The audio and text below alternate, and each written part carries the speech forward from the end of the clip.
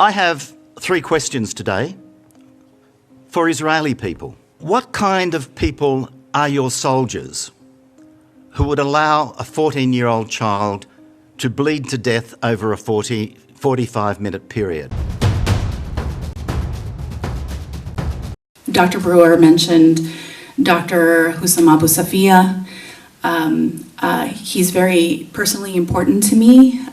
So one of the things that moved me to become involved with Healthcare Workers for Palestine, for us to do some of our first vigils.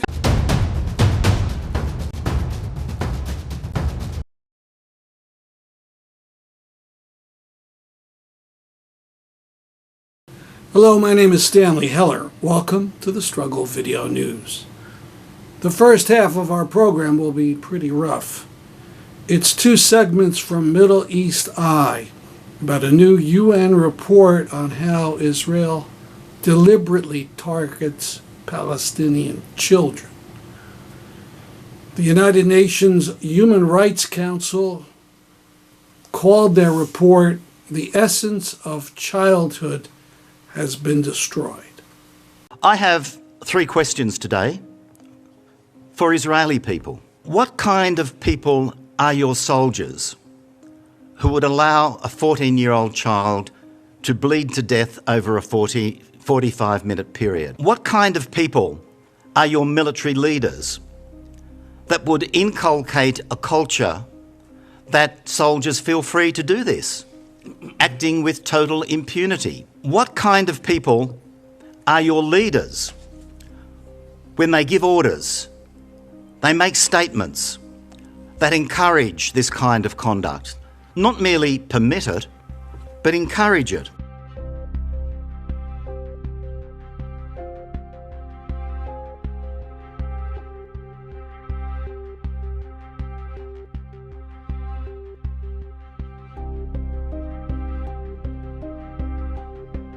The Commission's findings are that Israel targets children to weaken demographic vitality and deny the Palestinian people's right to self-determination.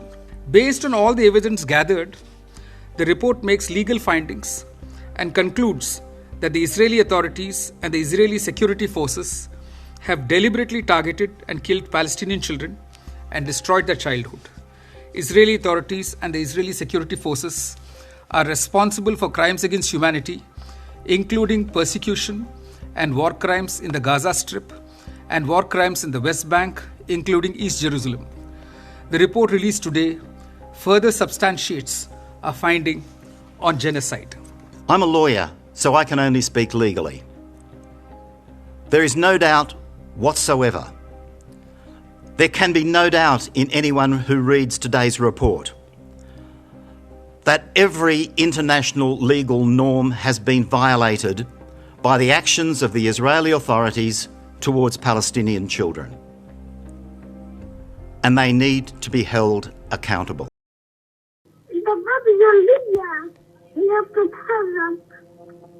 قريب كتير وعم تمشي. Those were some of the last words of 6-year-old Hind Rajab on the phone to Palestinian aid workers. She was fleeing Gaza City with her aunt, uncle, and 3 cousins when Israeli forces shelled their vehicle. During this call, she was the only one left alive in the car and had been hiding among the bodies of her relatives for hours. Her pleas for someone to rescue her only ended when the phone line was cut amid the sound of more gunfire. Hind's body was retrieved 12 days later. The car was found riddled with bullets. A forensic investigation found a total of 335 were fired at close range. Israeli forces also killed 2 paramedics who were sent to rescue her that day. The unit responsible for killing Hind and her family has been named in a new UN report by the top investigative body on Palestine and Israel. But the Independent Commission goes further. It finds that Hind is not an exception. She's a pattern. One of more than 20,000 children in Gaza, it says, have been deliberately killed as part of Israel's genocide.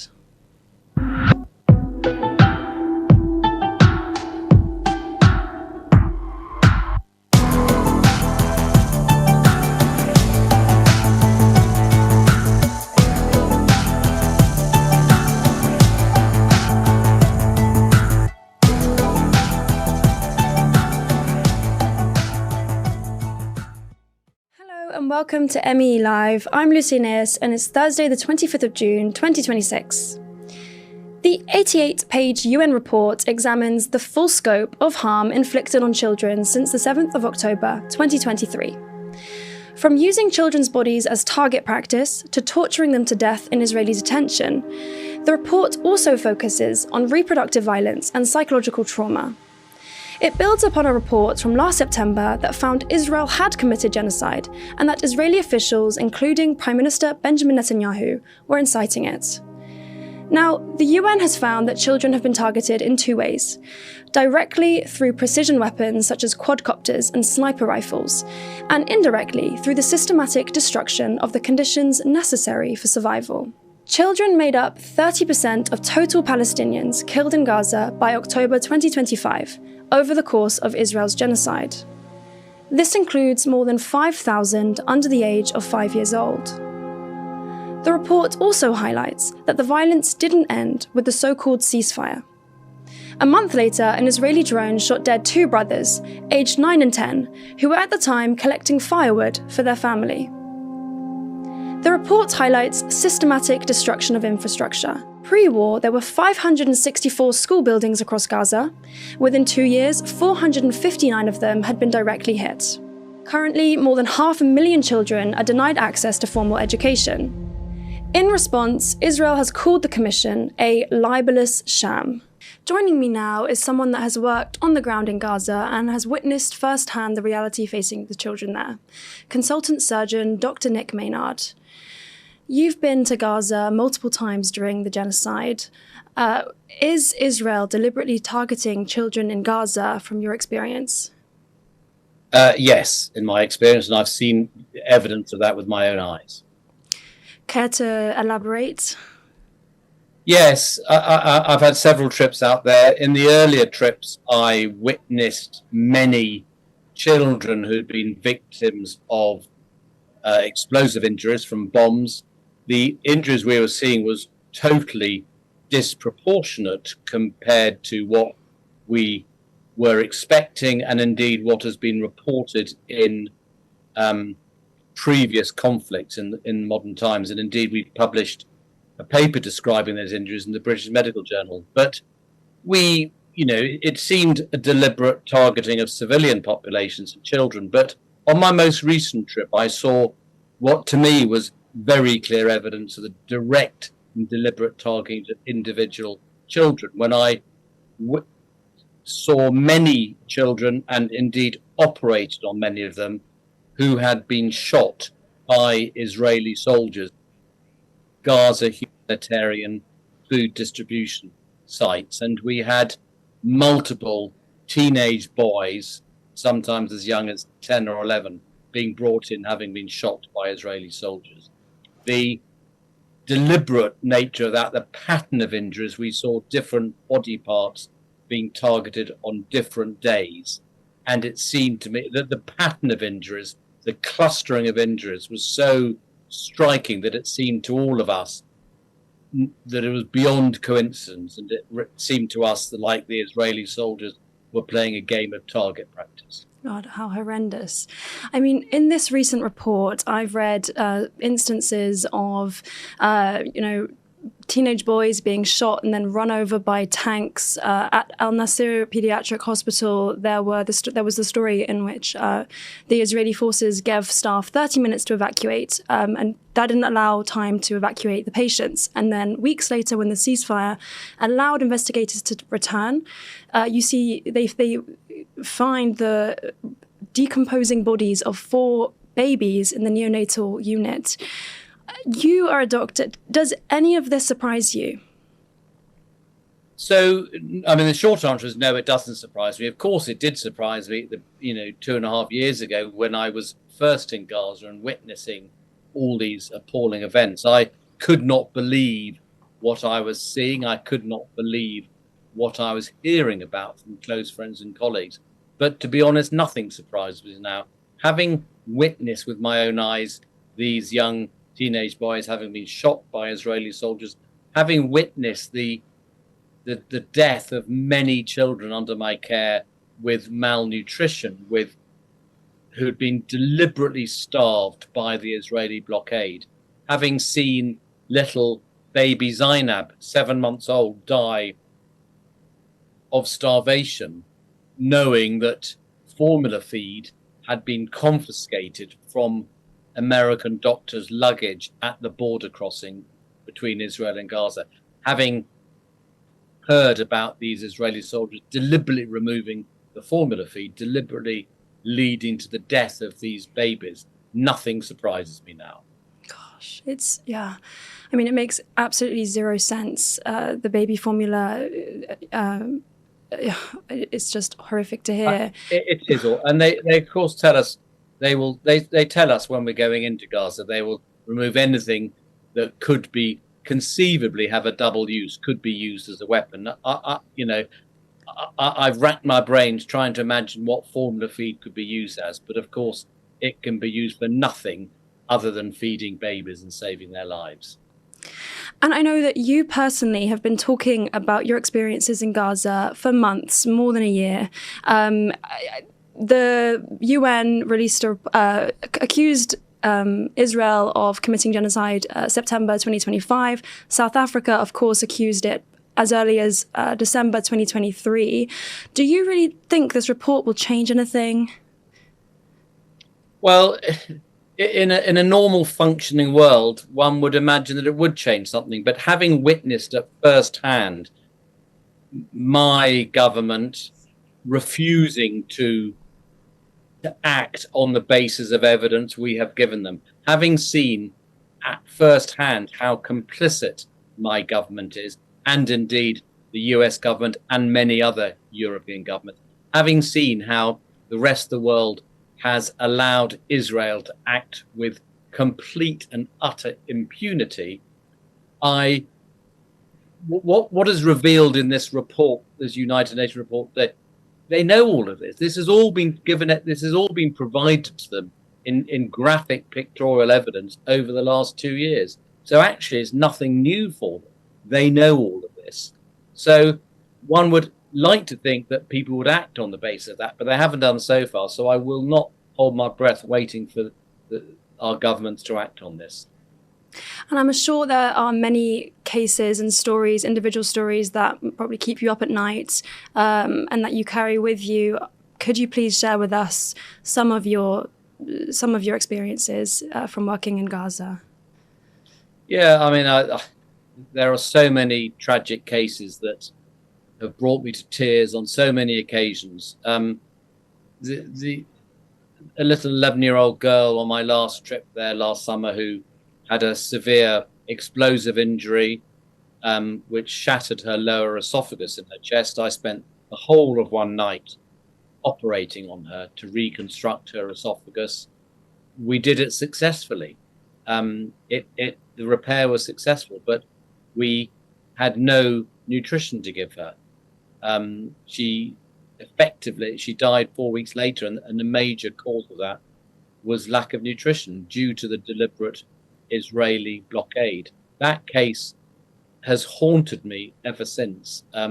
Every time back in England, back in Oxford, where I work, every time I operate on the esophagus, it's my main specialty. Every time I operate on the esophagus now, I think of this poor girl who died unnecessarily. So she will haunt me to the days I die, and particularly because it was so preventable.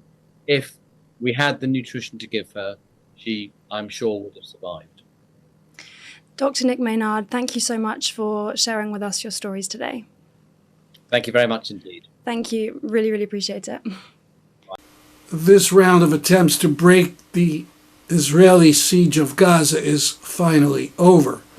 10 activists who tried to go across North Africa to Gaza were kidnapped by Libyans in Sirte. After 5 weeks, they've been finally released by their captors. They include one American, Janelle Jones, from Tennessee.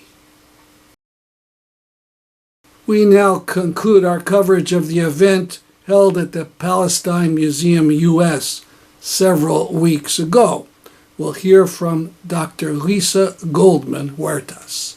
It's an honor to be here with our local Palestinian Solidarity Movement community, and it's an honor to be here to have been in this event with the two folks from the Global Sumud Flotilla.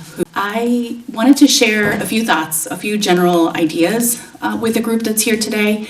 I recognize many of you as people who are activists, so I'm going to kind of try to tailor my remarks a little bit to that. I did also want to, lift up. Dr. Brewer mentioned Dr. Hussam Abu Safiya. He's very personally important to me. So one of the things that moved me to become involved with Healthcare Workers for Palestine, for us to do some of our first vigils, was his witness of the genocide in North Gaza, and his words. And I remember even thinking at the time, there's just no way that this story that he's telling about what's going on can be allowed to continue. I just found his voice so compelling. He would daily give updates about what was happening in his hospital. He even wrote, I think a letter even appeared in the New York Times where he was warning people that he saw devastating accelerated genocide about to happen in the north of Gaza.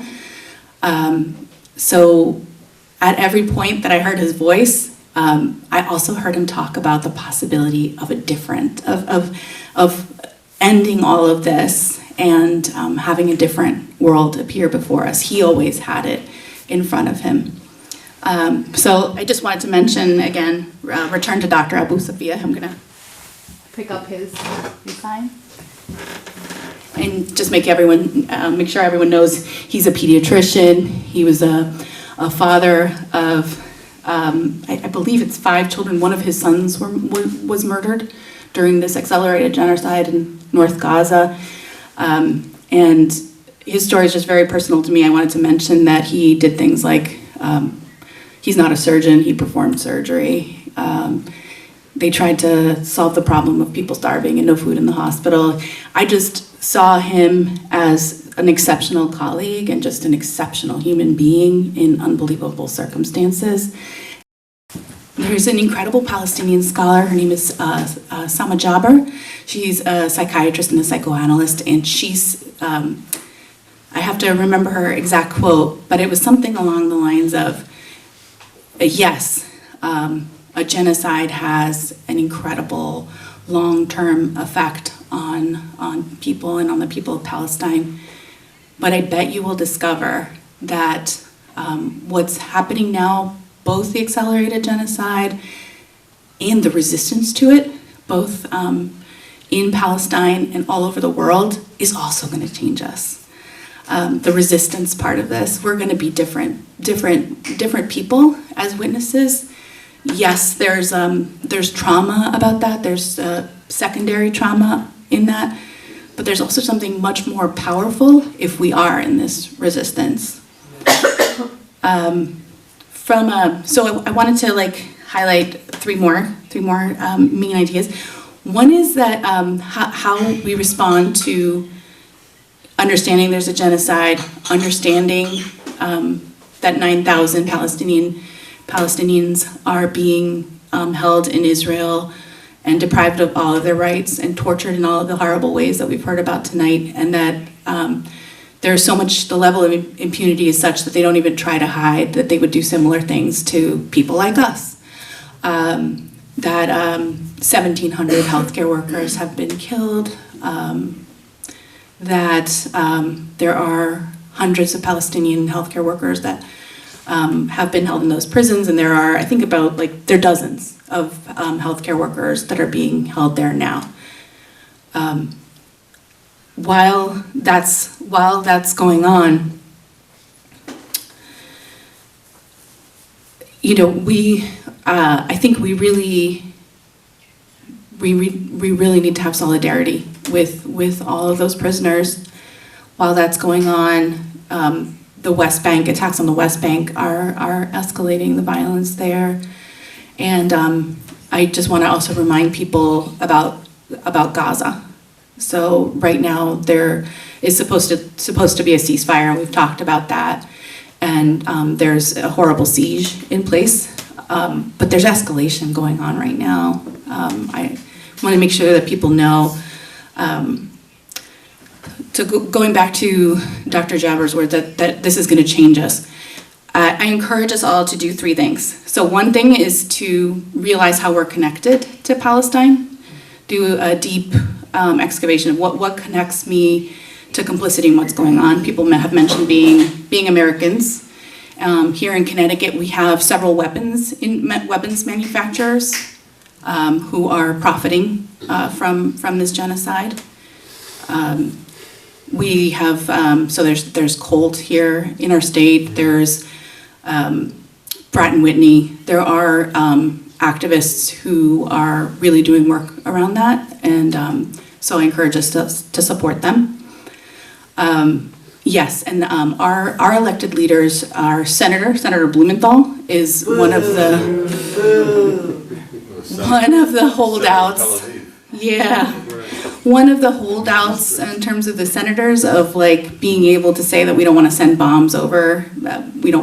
He thinks it's fine for us to send bombs over to a genocide in progress, or to send even excavator, like a machinery that was like the Caterpillar. The D9. Yeah, that have been used to crush Palestinian bodies and even American activists. So our lines of complicity are important. Our government, our the industries in our state, but we can really take that to each of our professional societies, our religious communities. Everywhere we go, there are ways in which we're connected to support of genocide or removing support for genocide. And this is the idea behind the BDS movement, boycott, divest, sanction. Specifically, I want to highlight, I have a colleague in a California institution, a psychiatrist, who was recently fired for speaking up against genocide. There was a colleague at the American Psychiatric Association who won an award for his human rights advocacy, and he was not allowed to give a speech on genocide and how medical professionals are related to what's going on. I know a resident who was first doxxed. A Muslim resident who received lots of Muslim hate and was put online, and then he was fired without cause. There's a Palestinian American medical student who's an MD, PhD student. Her name is Maima Mohammed. She was an activist, a student activist. She was also interviewed by Democracy Now! And spoke up about the fact that there are IDF soldiers, so people who participated in genocide, who are teaching medical students. And for that, she was removed from basically suspended from a portion of her medical training. And I'm not sure if she's going to be able to, she's a phenomenal colleague, and I'm not sure if she'll be able to continue. And it's many like that. And I mention them too because it's not only understanding how we aren't free, but it's also organizing. It's also solidarity for each other, across movement too. We need our organizations. We need to step up for each other, and we need to speak out against the censorship and repression wherever we see it. Can you mention about Dr. Sabor and her chapter? Dr. Sport? Yeah. Which chapter? So Springer Nature. Oh yes. Dr. Saber. So she along with others had a book chapter. I think the book is on Palestinian mental health, and they retracted her chapter. After the book was published? After the book was published. They just took it out. This is the level of censorship we're facing. I think right here in the Palestine Museum we hosted Dr. Karama Kwamarli.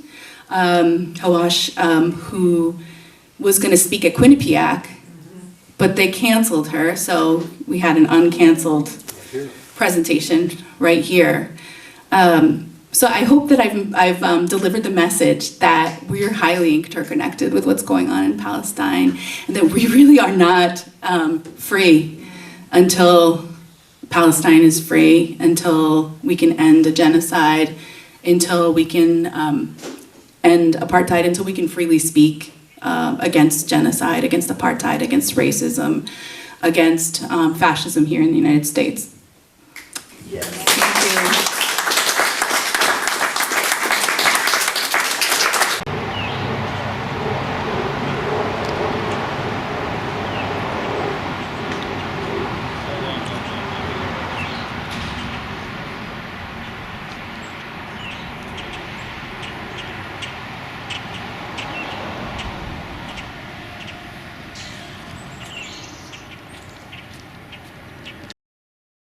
Always keeping our hearts open to Dr. Abu Safia and other medical workers abducted in Gaza.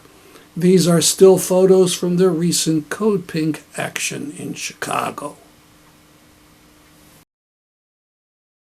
Last week we reported on the tweet from a man in Gaza City who told the world that Israel's army built giant cranes with machine guns and cameras on top from which they fire remotely anywhere in the city.